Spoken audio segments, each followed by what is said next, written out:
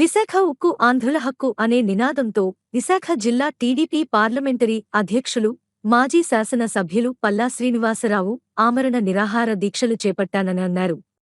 Gajuwaka party office వద్ద చేపట్టిన దీక్షలలో భాగంగా ఆయన ఈ ప్రకటన చేశారు.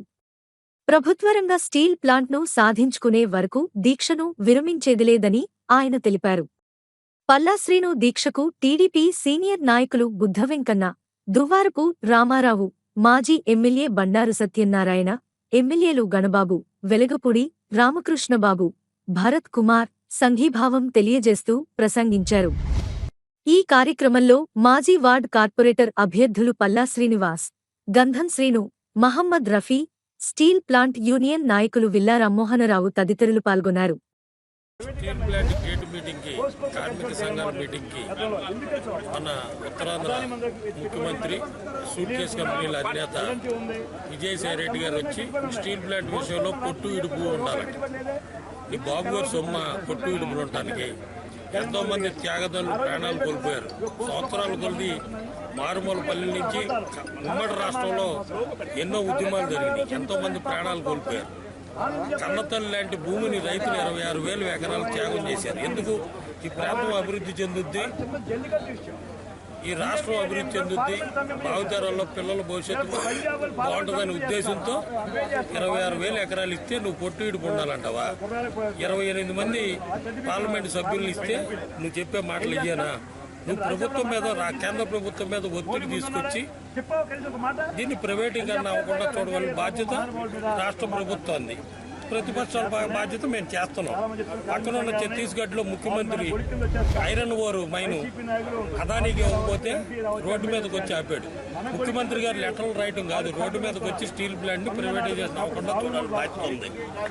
కనీసం 30-40 సంవత్సరాల నుంచి భూమి ఇచ్చిన వాళ్ళకి, నిర్వాసితులకి, సుమారు 8,500 కుటుంబాలకి ఇంతవరకు కూడా న్యాయం జరగలేదు. వాళ్ళకి ఉద్యోగాలు రావాలి. ఓ పక్కన కార్మిక సంఘాలను ఆదుకోవాలా, కార్మికులను ఆదుకోవాలా, స్టీల్ ప్లాంట్ని ఆదుకోవాలి, ఉక్కు నిర్వాసితులను ఆదుకోవాలి. నువ్వు వచ్చి లేనిపోయిన మాటలు చెప్పి నీ బాబు గారు సొమ్ములాగా స్టీల్ ప్లాంట్ ఏదో ఇలాంటి మాట్లాడతాం దారుణం. ఈరోజు దానికి నిరసనగా మా పార్లమెంటరీ పార్టీ అధ్యక్షులు, ఈ ప్రాంత భూమిపుత్రుడు, పెద్దలు కార్మిక నాయకులు పల్లా సింహాచలం గారు తనయుడు పల్లా శ్రీనివాసరావు గారు ఆమరణ దీక్ష చేయటం, ఇది ఒక ప్రజా ఉద్యమానికి నాంది. తప్పకుండా కూడా ప్రజలందరూ కూడా పార్టీలకు అతీతంగా, కార్మిక సంఘాలు అందరూ కూడా పార్టీలకు అతీతంగా ఈ ఉద్యమాన్ని తీవ్రతరం చేయడానికి మంచి నిర్ణయం తీసుకున్నారు. దాన్ని మేము స్వాగతిస్తూ హృదయపూర్వక ధన్యవాదాలు తెలియజేస్తాం. వైసీపీ నాయకులు మాట్లాడినట్టు మాటలు చూస్తే వాళ్ళు ప్రైవేటైజేషన్ సానుకూలంగా ఉన్నటువంటి ఎటువంటి సందేహం లేదు.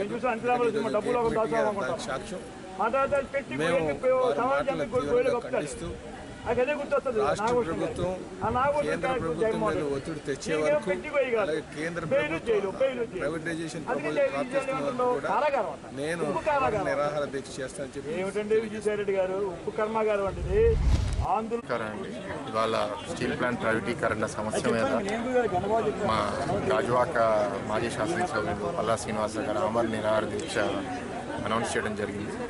దీనికి కారణం కూడా ఏంటి అంటే, ప్రైవేటైజేషన్ అనౌన్స్ చేసినప్పటి నుంచి ఇప్పుడు దాకా ఇక్కడున్న ప్రభుత్వం అవనివ్వండి, సెంట్రల్ గవర్నమెంట్ అవనివ్వండి, ఈ ఇష్యూని సీరియస్గా అడ్రస్ చేయట్లేదు అనేది ఒక పాయింట్. నెక్స్ట్ ప్రజల సమస్య, ప్రజలు వాయిస్ కూడా ఎవరు వినట్లేదు అనే బాధతో ఈ పరిస్థితికి రావాల్సిన అవసరం వచ్చింది. ఇప్పుడున్న సిచ్యువేషన్ గురించి ఇక్కడ నాయకులందరూ గతం గురించి బాగా చెప్పారు. అసలు స్టీల్ ప్లాంట్ మొదలుపెట్టే టైంలో నేను ఇంకా పుట్టును కూడా పుట్టలేదు. కానీ భవిష్యత్తు గురించి ఆలోచిస్తే ముఖ్యమైనది ఏంటి అంటే, 40,000 మంది ఉద్యోగస్తులు ఉన్న ఒక ఇంత పెద్ద సమస్య ఇక్కడ రాష్ట్ర ప్రభుత్వంతో, ఇక్కడున్న ప్రజలతో మాట్లాడకుండా నిర్ణయం తీసుకోవడం అనేది చాలా తప్పు. అది సెంట్రల్ గవర్నమెంట్ కంపెనీ అయి ఉండొచ్చు, కానీ ఇక్కడ సమస్యలు, ఇక్కడ సెంటిమెంట్లు అర్థం చేసుకోవాలి.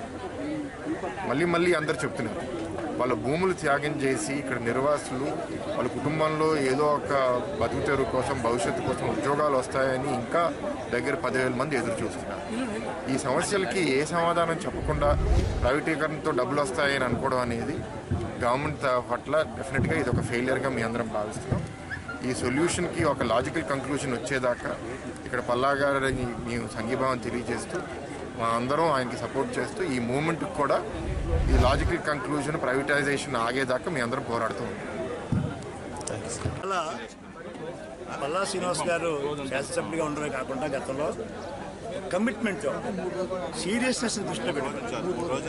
విశాఖ చిన్న విషయం కాదు. 2 లక్షల ఆస్తిని తెలుగుదేశం తెలుగువారి ఆస్తిని, ఇలాంటి తెలుగువారి ఆస్తిని అప్పలంగా అమ్మేసి ఢిల్లీ పట్టుకుపోతూ ఉంటే వీళ్ళు విజయసాయి ప్రకటన ధర్మం అనేది.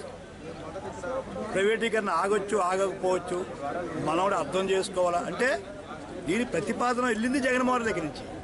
అందరం మోడీ మోడీ అంటున్నాం. అసలు మోడీకి ఏం తెలుసు వారికి? ఆ బుర్రలో పెట్టినట్టు వ్యాపారి ఎవరు? జగన్మోహన్ రెడ్డి, విజయసాయి రెడ్డి వ్యాపారులు. వీళ్ళకి తెలుసు దొంగ వ్యాపారాలు, దొంగ కంపెనీలు.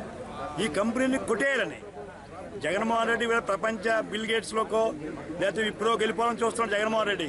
ఈ ఆంధ్ర రాష్ట్రం కోసం ఆలోచించట్లేదు. అందుకు ఈ పోక్స్కొని గెలిచాడండి జగన్మోహన్ రెడ్డి. ఎందుకు గెలిచాం? పబ్లిక్ చెప్పామంటే టీవీలు ఉన్నాయి, యూట్యూబ్లు ఉన్నాయి. ఆ కలిసినప్పుడే బీజు నాటింది, స్టీల్ బ్యాంక్ కన్నుబడింది. అది మోడీ గారి దృష్టిలో పెట్టుంటారు. సరే, ఓ రాష్ట్ర ప్రభుత్వం సపోర్ట్ చేస్తుంది, జగన్మోహన్ సపోర్ట్ చేస్తుంది, ధైర్యంగా నమ్మకానికి వెళ్తున్నాడు. అంచేత ఎందుకు ఎంపీలు రాజీనామా చేయరు? ఇప్పుడు రాజీనామా చేయనక్కర్లేదు. పార్లమెంట్ జరుగుతోంది, రాజ్యసభ అవుతోంది. గలం ఇప్పారండి. కలిసి మాట్లాడారు విజయసాయి రెడ్డి గారు, పెద్ద ఆయన మీద మాట్లాడారు, వెంకయ్య నాయుడు గారు మహానుభావులు మాట్లాడారు తప్ప ఒక్క మాట చెప్పావు నువ్వు దీని మీద? ఏ భయం? మోడీ రౌస్లో ఉన్నారు, అలా సింహం ఉంది, మమ్మల్ని ఎక్కడ జైలు పడేస్తారో, మమ్మల్ని ఎక్కడ బొక్కలు దోసేస్తారో, ఆ భయమే తప్ప రాష్ట్రం ఏమైపోతుందో అక్కర్లేదు. వీళ్ళకి డబ్బు సంపాదించడం, ఎన్నికల్లో ఖర్చు పెట్టడం, ఇది నేర్చుకున్న ఈ నేర్చుకున్న నీతి. అంచేత ఇది ప్రజలు అనుకుంటున్నామో జగన్మోహన్ రెడ్డి ప్రత్యేక విభజన జరిగినప్పుడు ఎవరు ఊహించలేదు కాంగ్రెస్ కింద భూస్థాపితం చేస్తారని. సైలెంట్గా ప్రజలు భూస్థాపితం చేశారు కాంగ్రెస్ని. అలాగే జగన్మోహన్ రెడ్డి కూడా ఈ ఆంధ్రుల హక్కు, విశాఖ హక్కు మీద నిన్ను భూస్థాపితం చేస్తారు ఆంధ్రులు. ప్రత్యేక హోదా అలా నువ్వు అమ్మేశావు, లోటు బడ్జెట్ అమ్మేశావు, చాలా విషయాలను కూడా అమ్మేశావు, పోలవరం పక్క నీరుగార్చావు. అంచేత ఈ విజయసాయి ఈవేళ ప్రకటనతో అర్థమైపోయింది, ఈయన నైజం అర్థమైంది. ఈవేళ అంటే ఈయన ఇండైరెక్ట్గా సపోర్ట్ చేస్తూ ఇక్కడ దొంగ నాటకాలు ఆడుతున్నారు. ఈ దొంగ నాటకాలు కట్టిపెట్టండి. ప్రజలు మిమ్మల్ని రాళ్ళతో కొట్టి రోజు తీసుకురాకండి. తక్షణమే 28 ఎంపీలు ఉన్నారు, రాజీనామా చేసి ప్రజలకు రమ్మని మేము డిమాండ్ చేస్తాం.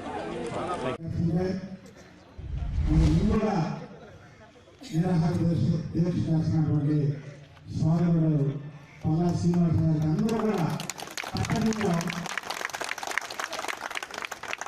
ఆయన అభినందనలు జరుపుతారు. అలాగే మా సోదర శాసనమండలి సభ్యులు మరి అన్నగారు ఆయన అందరూ రాకుండా పెద్ద ఆయన దువ్వరపు రామారావు గారు, అలాగే మా సోదరుడు మా సొంత మా ఇంట్లో మనిషి అధ్యక్షులైనటువంటి మనమే వ్యాపారాలు చేసుకుంటాం, మనమే ఉద్యోగాలు చేసుకుంటాం, మనమే ఎలా బతుకుతామని ఇది మీద అప్పుడే భయప్రాంతులకు గురయ్యి ప్రజలు భయాందోళనలో ఉన్నారు. అలాంటి నాయకులు ఈ విజయసాయి రెడ్డి గారు, అలాగే జగన్మోహన్ రెడ్డి గారు. అసలు 16 నెలలు జైల్లో ఉండి వచ్చినటువంటి వ్యక్తులకి ఓట్లేసి ప్రజలు చాలా పెద్ద పొరపాటు చేశామని ఇవాళ ప్రతి ఒక్కరు అనుకుంటున్నారు. ఎందుకంటే జగన్మోహన్ రెడ్డి గారిని చూసిన పాదయాత్రలో 100 మంది మీదే నెత్తి మీద చేసుకుంటూ వెళ్ళాడు. ఆయన అధికారంలో రాగానే మొత్తం రాష్ట్రంలో ఉన్నటువంటి ఎంత మంది జనాలు ఉన్నారో అందరి నెత్తి మీద చేయబెట్టినటువంటి నాయకులు ఎవరైనా ఉన్నారంటే జగన్మోహన్ రెడ్డి గారు. ఇలాంటి జగన్మోహన్ రెడ్డి గారిని, ఇలాంటి విజయసాయి రెడ్డి గారిని, ముఖ్యంగా విజయసాయి రెడ్డి విశాఖ ప్రజలు క్షమించబడి